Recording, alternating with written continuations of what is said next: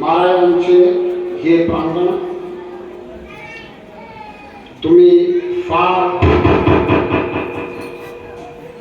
भाग्यवंत आहोत, इथे तुम्ही बसना।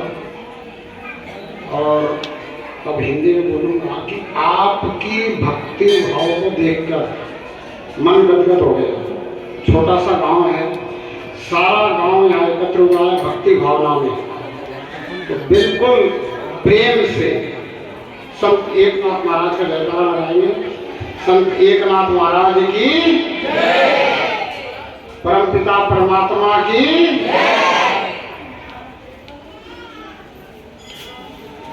आप जानते हो मैं बहुत दूर से आया हूँ, हरियाणा से। तो मराठी फिर हरियाणा वालों को कैसे आएंगे? नहीं आएंगे। तो इसलिए शांति से बैठ के सुनोगे तो हिंदी समझ में आएगी, शांति से नहीं बैठोगे तो हिंदी तुम्हारी भाषा नहीं है, तुम्हें समझ में कम आएगी। हालांकि मैं बीच बीच में कोशिश करूँगा मराठी बोलने की। 6-7 साल हो गए महाराष्ट्र में आते जाते हुए, उसके पहले भी महाराष्ट्र में रहा हूँ और मातृभाषा मराठी नहीं है, इसलिए मराठी ज़्यादा बोल नहीं पाऊँगा। हालांकि कोशिश करता हूँ कि आपके राज्य में आऊँ तो आपकी जो राज्य की भाषा है वो बोलनी चाहिए, बोल सकूँ। पर आपसे निवेदन है कि आप शांत होकर के सुने। बच्चे बिल्कुल शांत बैठेंगे, जितने बच्चे सामने बैठे हैं सभी शांत बैठेंगे। आरती हो गई, आरती आप लोगों ने ली और बड़े भाव से प्रेम से आपने आरती की। ये बहुत ही अच्छी बात है, बहुत सुंदर बात है। आपके अंदर भक्ति भाव है। 7-8 दिन से आप भक्ति भाव में रमे हुए हो। आपका रोम रोम भक्तिमय हो चुका है इस समय। पर हो सकता है 1-2 दिन के बाद फिर आप संसार में खो जाओगे, झूठ बोलना भी शुरू करोगे। करोगे कि नहीं करोगे? अभी तो सब भक्ति में है। 1-2 दिन के बाद झूठ बोलना भी शुरू करोगे। करोगे ना शुरू कि नहीं करोगे? बोलो कौन कौन झूठ बोलना शुरू करेगा? हाथ उठाओ। कोई झूठ नहीं बोलेगा आज के बाद, बिल्कुल पक्की बात। क्यों नहीं बोलोगे झूठ? क्यों नहीं बोलोगे झूठ? पहले भी तो झूठ बोलते थे कि नहीं बोलते थे? झूठ बहुत बोलते थे। क्यों बोलते थे? झूठ बोलने से आज तक किसी को कोई फायदा हुआ है तो हाथ उठाओ। झूठ बोलने से किसी को आज तक कोई फायदा हुआ है तो हाथ उठाओ। हुआ कुछ फायदा? कोई फायदा नहीं हुआ। झूठ हमने एक बार अगर बोली, समझ में हिंदी समझ रहे हो ना? तो झूठ अगर एक बार हमने बोली, उस झूठ को छुपाने के लिए और 100 झूठ बोलनी पड़ती है ना? तो इतने दिन से आपको भक्ति भाव में रंगे हुए हो और बहुत दिनों से यहाँ एकनाथ संत महाराज जी की मूर्ति प्रतिमा है, चरण पादुका है, आप लोग पूजा अर्चना कर रहे हो। आज मैं आपसे बोलता हूँ झूठ बोलना बंद कर दो। साच बराबर तप नहीं, झूठ बराबर पाप। जाके हृदय साच है, ताके हृदय आप।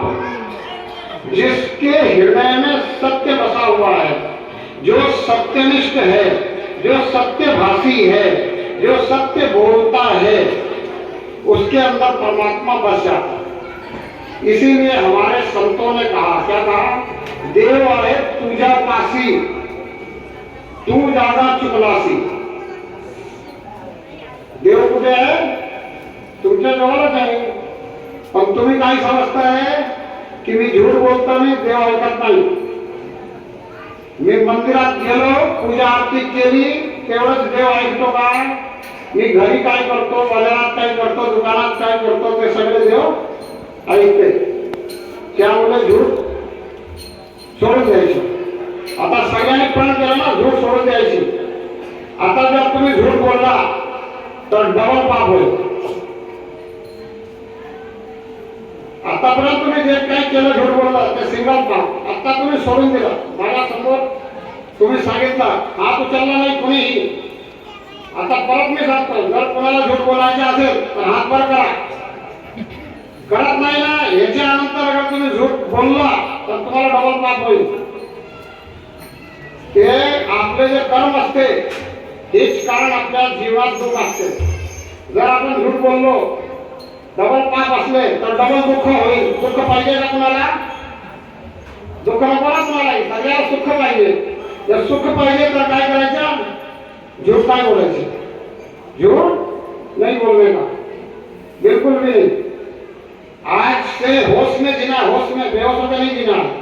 होश में रहना, होश में रह करके अपने दिमाग को कंट्रोल में रख के सोच के बोलना, जो कुछ बोलना सच बोलना, झूठ नहीं बोलना. सबसे बड़ा दुनिया का पाप है झूठ बोलना. झूठ के कारण फिर और काम होते हैं. जो भी गलत काम होते हैं वो इसलिए होते हैं कि हम अपने गलत काम को झूठ बोल करके छुपा सकते हैं. भाई घर में अगर बच्चे हैं और उन्होंने अपने पिताजी के बटुए में से पैसे निकाल लिया, गलत काम है, चोरी है, लेकिन उसको पूछा कि भाई पैसा तुमने निकाला? बोला नहीं मैंने नहीं निकाला. झूठ बोल देगा. तो झूठ बोलना है इसलिए चोरी भी हो रही है, झूठ बोलने हैं इसलिए और भी गलत काम हो रहे हैं. झूठ बोलना बंद कर दिया, चोरी करोगे क्या? फिर निकालोगे तो फिर बोलोगे, बोला हाँ निकाला, तो क्या हो गया? बात गड़बड़ हो गई. क्यों गलती करी, क्यों निकाला? बहुत सारे सवाल पूछे जाएंगे. क्या जरूरत थी, मांग के क्यों नहीं लिया? भाई माता पिता से कुछ लेना है तो मांग के ले लो. और अगर मांगने से माता पिता मना करते, आई वडील ने जर दिले नाही मागल्यानंतर, तर समजा तुमच्या भल्यासाठी, वो तुम्हारा भला चाहते हैं. उनको पता है कि क्या चीज तुम्हें देना चाहिए, क्या नहीं देना चाहिए, उसी हिसाब से वो देते हैं. देते ही नहीं देते. जो चीज चाहिए वो देते, फालतू की चीज नहीं देते. तो ऐसे ही परमात्मा है.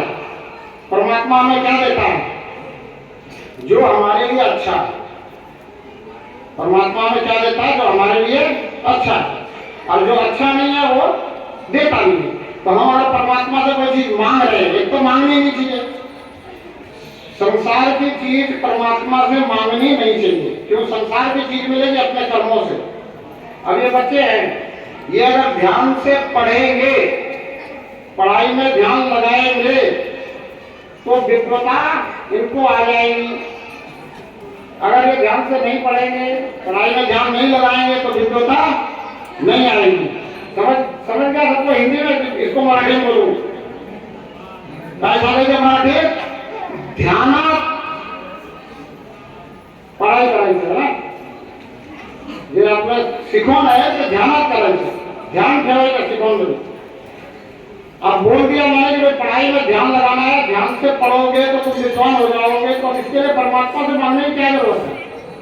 अगर तुमने पूरी साल पढ़ाई नहीं किया और फिर परमात्मा से बोलो मेरे को पास करा दो, पास करा देगा क्या?